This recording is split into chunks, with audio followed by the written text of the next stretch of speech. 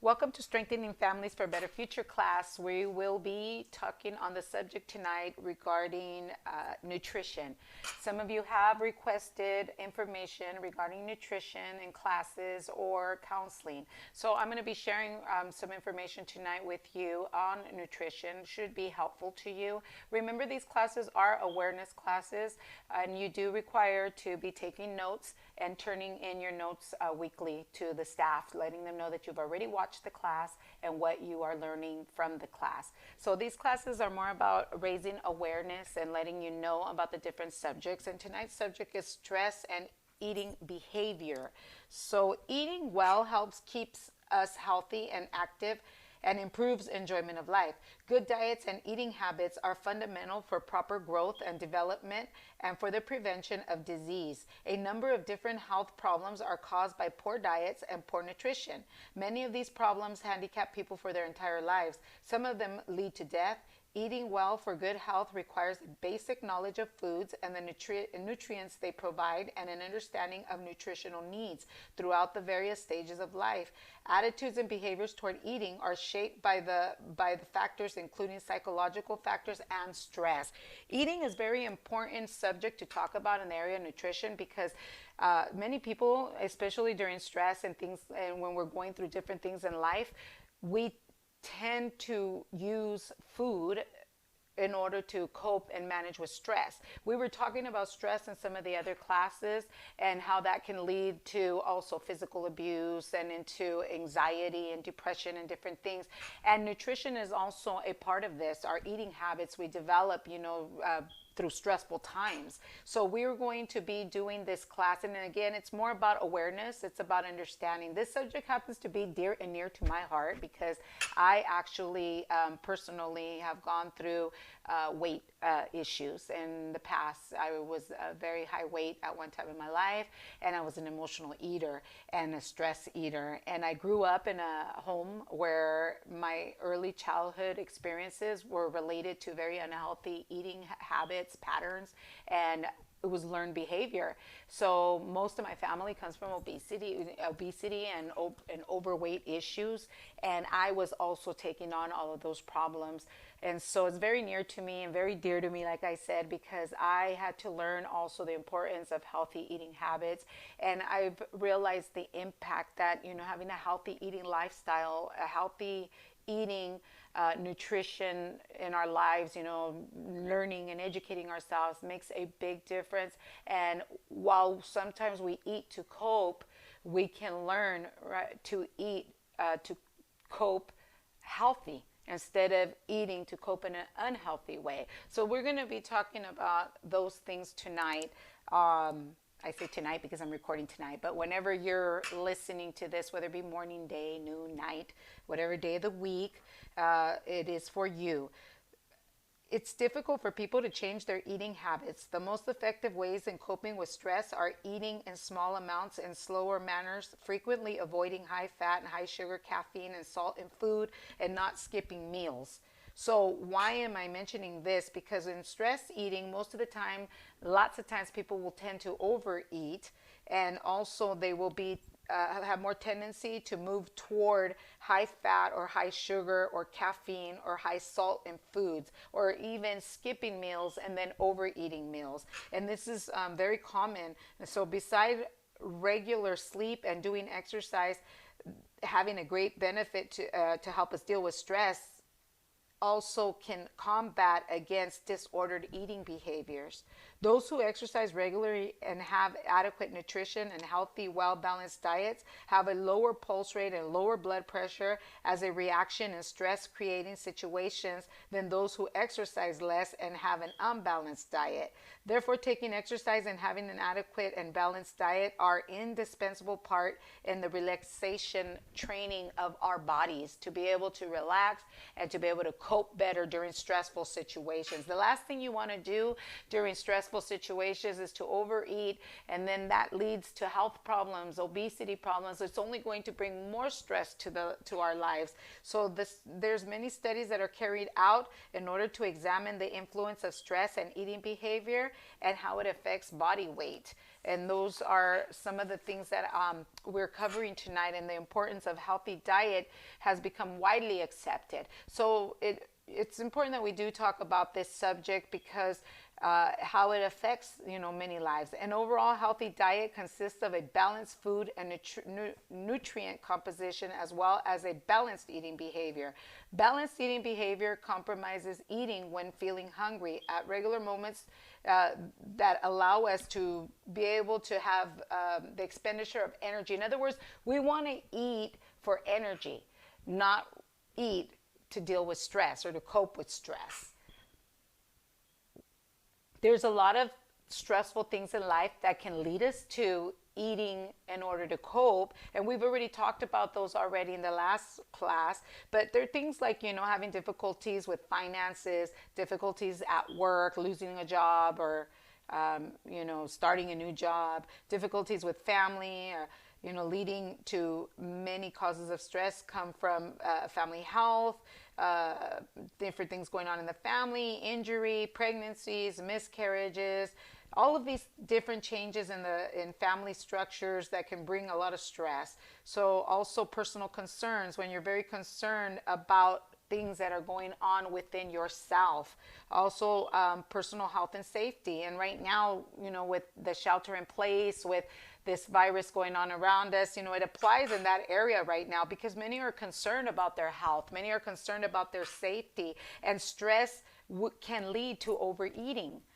This is one of the things we want to watch for. Another thing is that stress and food intake. The evidence is accumulating rapidly that excess sugar play a great role in the development of obesity. We need to know that also increased food intake will lead us to weight gain. We also need to know that, when we have a high intake of fat, that's also going to cause a lot of health problems. So it's important to know the difference, between true hunger and the difference between emotional eating. And again, like I said, this is a raising awareness class about this subject. If you find that you are struggling in this area, reach out and get help and get a referral so that you can go further into getting the help that you need to learn about nutrition. A lot of times too, diets, let's talk about diets. Diets don't always work as well. Restrained eating can develop into issues for us, the feeling of deprivation. What we need to do is to develop a healthy eating lifestyle. So let's talk a little bit about the difference between hunger and appetite. So I want to spend the remainder of this class to just bring in awareness about the difference between hunger and appetite. So we'll talk about this. What is the difference between emotional hunger and physical hunger? Well, first of all, emotional hunger craves specific comfort foods. When physically hungry, almost anything sounds good, including healthy stuff like vegetables, but the emotional hunger will cause us to crave fatty foods or sugary snacks that provide an instant rush. This is something that I had to learn. It's interesting that, when we're really hungry, healthy food, it's a real physical hunger. Healthy food like vegetables and, lower fat proteins and healthy foods will seem appetizing to you and you'll eat them. But for whatever stress you might be going through, a lot of times what happens is that if you're eating out of stress, you're going to be craving more sugary things. You're going to find yourself that you're craving higher fat foods. You're going to find yourself that you're craving, all of these snacks that are not good for us. And that's usually because that is more of an emotional hunger. You're trying to satisfy something inside of you, an anxious feeling, a sad feeling, or, you're just overwhelmed. And when we're going through some sort of emotions and you begin to think about food and you're craving chocolate, you're craving, sodas, you're craving chips, for me, chips was a big thing, potato chips or things that I could crunch on. That crunching motion, was like a stress reliever, but it was not a healthy food.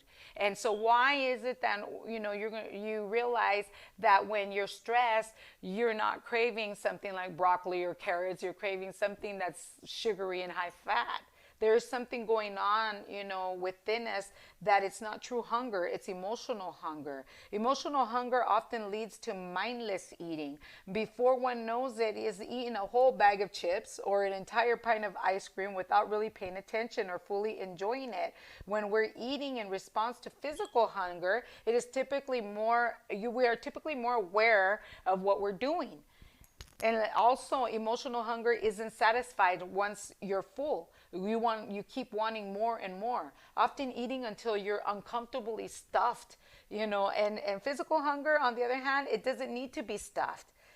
One feels satisfied when your stomach is full. Emotional hunger often leads to regret, guilt, or shame. That's another sign that we're not eating because of true hunger. We're eating because of stress is leading us to eat. So a lot of times it ends up with, if you ending up feeling regret, guilt, or shame, it most likely is because you're not eating to satisfy your physical hunger. It's likely that you feel guilty and ashamed because you simply are giving your body, you simply are not giving your body what it really needs. So if you feel guilty after eating, it's likely because you know deep down that you're not eating for true nutritional needs. The difference between men and women also who experience chronic stress, the studies find that there is a difference. And what is that difference? With women, perceived constraints in daily life and strains within the family relationships are usually associated with a greater weight gain. It appears that men are more likely to deal with chronic stress with other behaviors such as alcohol, consumption of drugs, and smoking, as opposed to overeating. However, both men and women can struggle in the same ways too.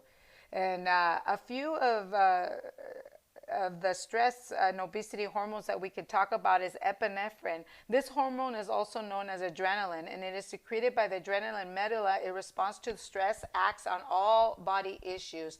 So when we are also under stress, we release all these different types of hormones, and these different types of hormones have an effect on our body also, and how we respond to stress. And that's when things like emotional eating will come in, and we'll begin to overeat. So I'm just giving an overall, class on awareness of stress eating and how it relates. So this is just about how nutrition and exercise can affect mental and emotional feelings, and how we need to break the cycle of generational bad eating habits. So I'm going to end this class with talking a little bit more about the generational bad eating habits. And again, I mentioned during the class, if you are caught in these cycles of generational bad eating habits, maybe your mom and your dad had bad eating habits, your grandparents had bad eating habits, it's time to stop the cycle. It's time to break those cycles. And how you're going to do that is through the power of education. You need to learn some new ideas around the way we eat. We need to learn what is truly nutritionist food, and there are many resources out there available to you, because remember, this class is about strengthening families for a better future. If that's the cycle you've been living in, it's time to break the cycle, and you can break that cycle by beginning with yourself, so that you will be able to educate your children, on how to have healthier eating patterns.